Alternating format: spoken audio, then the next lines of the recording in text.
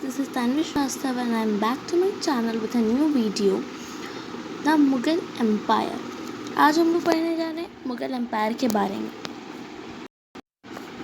So let's start.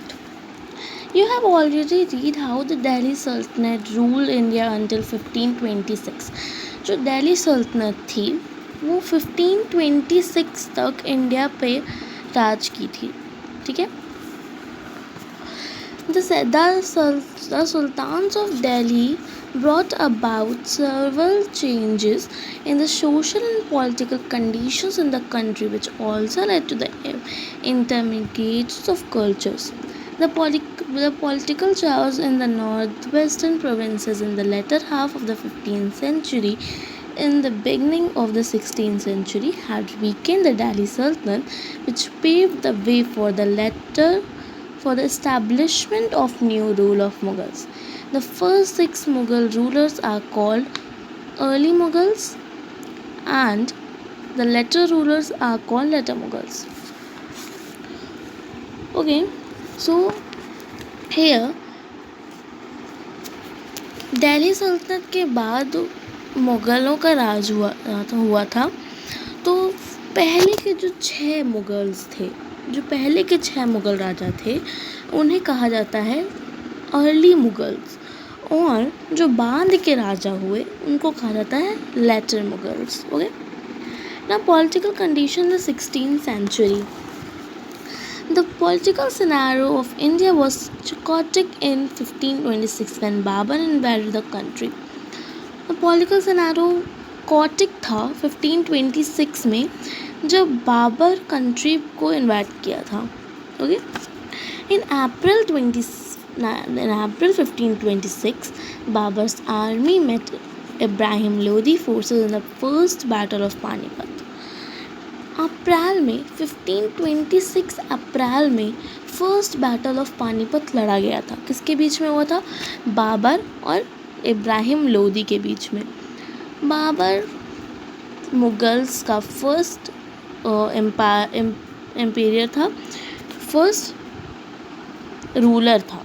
Mughals का first ruler था बाबर, और लोधी डायनेस्टी का लास्ट रूलर था इब्राहिम लोधी. इन दोनों के बीच में फर्स्ट बैटल ऑफ पानीपत हुआ था. Ibrahim Lodhi was killed by Babur, occupied Delhi within 3 days. Ibrahim Lodhi Babar के हाथों से मारा गया था और दिल्ली सल्तनत पे दिल्ली पे कब्ज़ा हुआ था 3 दिन में. इब्राहिम लोधी को बाबर ने मार दिया था और दिल्ली को ऑक्यूपाइड कर लिया था. Thus Babur founded the Mughal Empire in the India with its capital at Agra. इसी तरह से बाबर मुग़ल एम्पायर को founded Babur founded the Mughal empire और उसका कैपिटल था आगरा. Now the Mughals.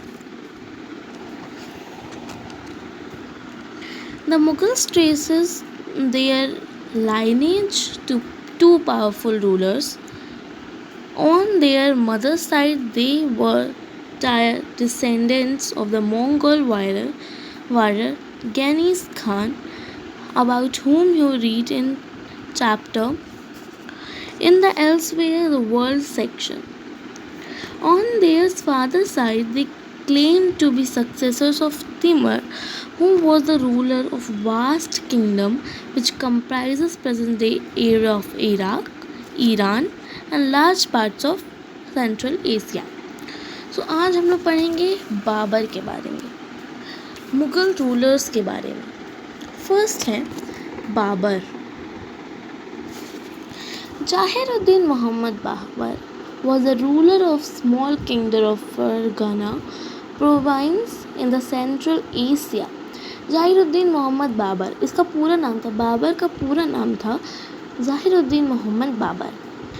ये छोटे से किंगडम के राजा थे जिसका नाम था फरघना प्रोविंस के राजा थे और सेंट्रल एशिया में है, जो due to his clans association with the मोंगोल्स।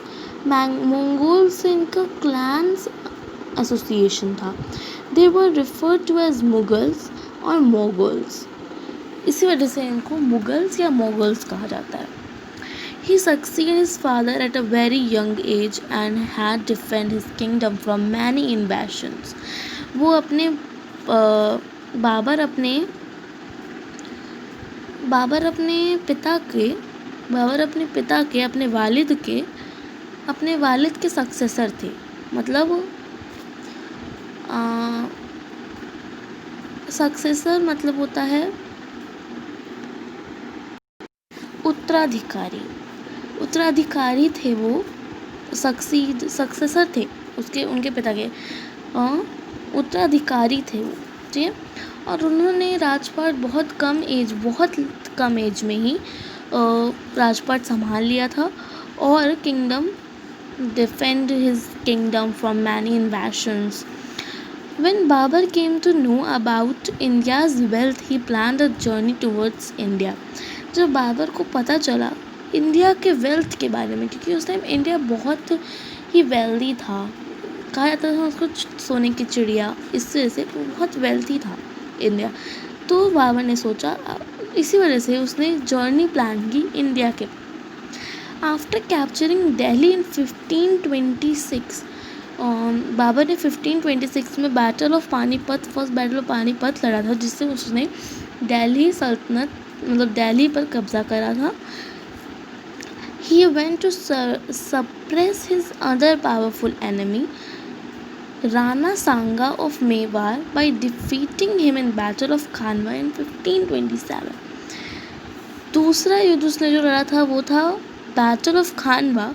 उसके सबसे पावरफुल एनिमी, सबसे बड़े दुश्मन से राणा सांगा से, जो मेवाड़ का राजा था, राणा सांगा से लड़ा था और उनको हरा दिया था। In battle of battle of Khanwa लड़ा था 1527 में। सो ये एक इम्पॉर्टेंट पॉइंट है कि battle of Khanwa fought in 1527 between Zahiruddin Mohammad Babur and Rana Sanga of Mewar, ठीक है। He also defeated Daulat Khan Lodi, Ibrahim Lodi's governor, and his Afghan army in the Battle of Ghagra in 1529. उसने दौलत खान लोधी को भी हराया था। दौलत खान लोधी था वो इब्राहिम लोधी का गवर्नर था, ठीक है। और मतलब दौलत खान को हराया था और उसकी पूरी अफ़गान आर्मी को हराया था इन अ बैटल ऑफ खरगा इन 1529 में बैटल ऑफ खरगा में उसने दौलत खान लोधी और इब्राहिम लोधी के गवर्नर दौलत खान लोधी और उसकी पूरी अफ़गान आर्मी को हराया था। सो ये एक और पॉइंट बनता है कि battle of Ghaghra is fought in 1529 between Daulat Khan Lodi and Zainuddin Muhammad Babur. Now come on Humayun. The Mughals did not essentially follow the rule of primogeniture and divided the empire among all the sons.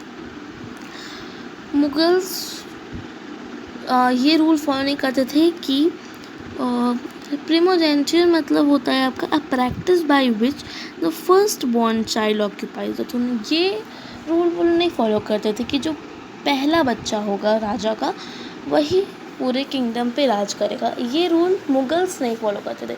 वो अपना पूरा राजपाट सब अपने पूरे सारे बच्चों में बांट देते थे।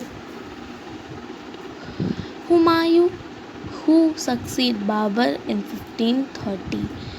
हुमायूं जो थे वो बाबर के उत्तराधिकारी थे और उन्होंने सक्सीड करा था बाबर की जगह को 1530 में। देखिए बाबर का जो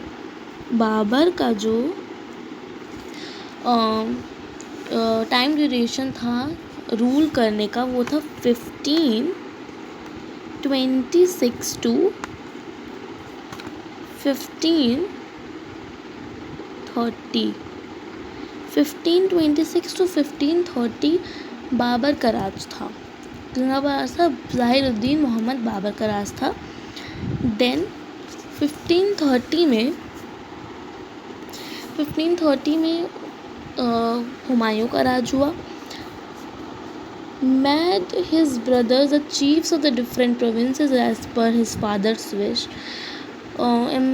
हुमायूं ने अपने सारे भाइयों को अलग अलग राज्य सौंप दिया था, मतलब सौंपा था उनके फादर की विश के अनुसार। Soon after ascending the throne, Humayun had to face a revolt by his brother Kamran, who attempted to overthrow him. फिर हुमायूं को मतलब असेंडिंग द थ्रोन सब कुछ मिलने के बाद हुमायूं को एक रिवॉल्ट फेस करना पड़ा था उसके ब्रदर के अपोजिट में। कमरन जिनका नाम था, वो अटेम्प्टेड टू ओवरथ्रो हिम, जो उसके ऊपर ओवरथ्रो करना चाहता था। ठीक है। Revolt also break out the regions of Jaunpur and Bihar.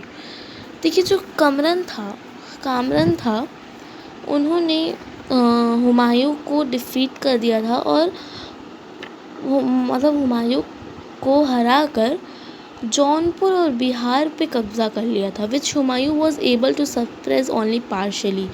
जो हुमायूं सिर्फ और सिर्फ आधा ही कब्जा कर पाए थे और कामरन ने पूरा जौनपुर और बिहार पे कब्जा कर लिया था। ठीक।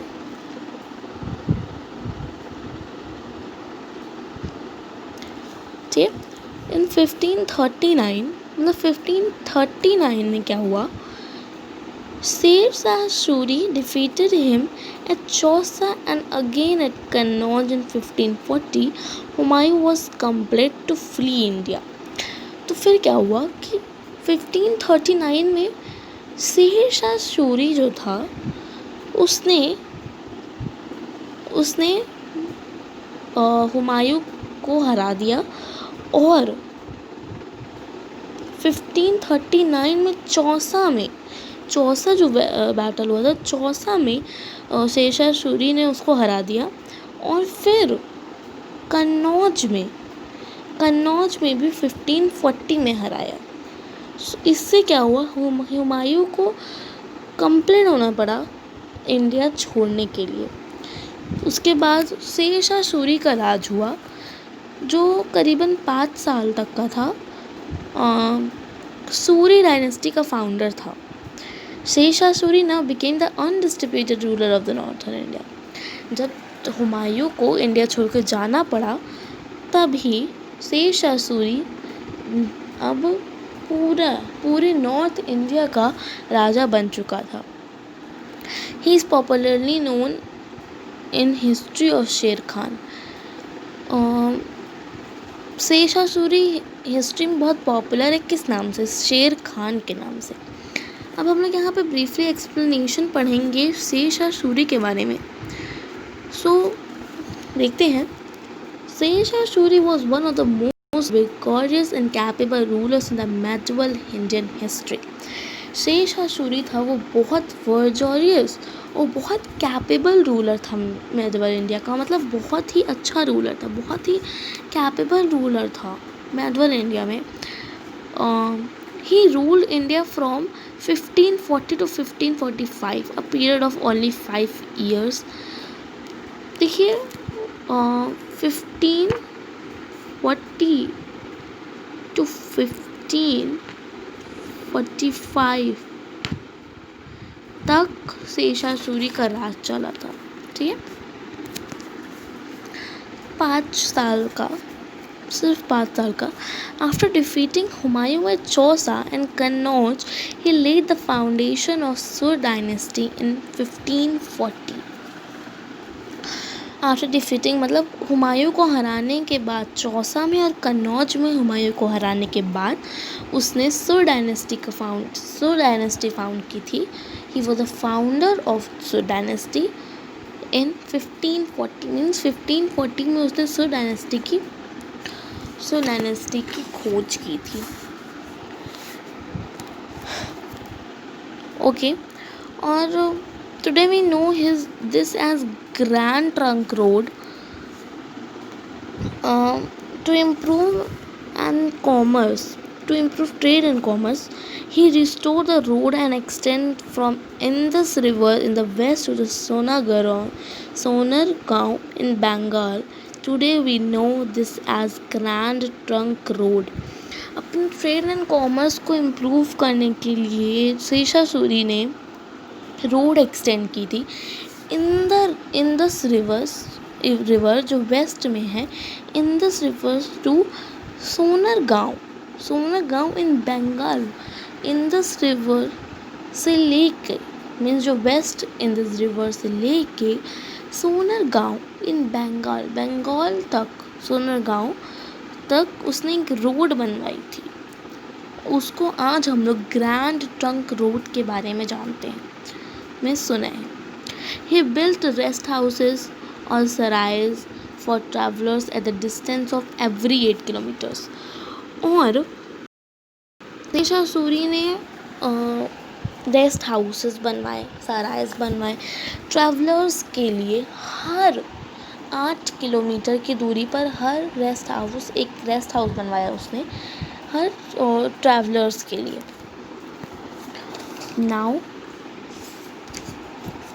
अकबर। अब हम लोग अकबर के बारे में पढ़ेंगे।